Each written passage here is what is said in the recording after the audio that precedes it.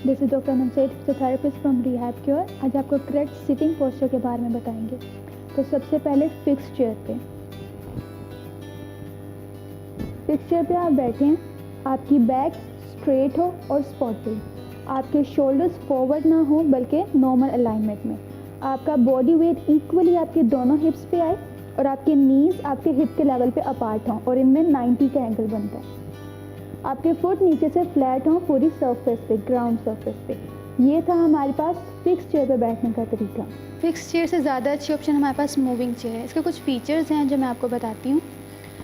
आपका leg to back distance आपकी body के अकॉर्डिंग हो, ऊपर से नीचे और साइड टू साइड कर्व्ड हो, जो कि आपकी बॉडी को सपोर्ट कर सके। अब सिटिंग,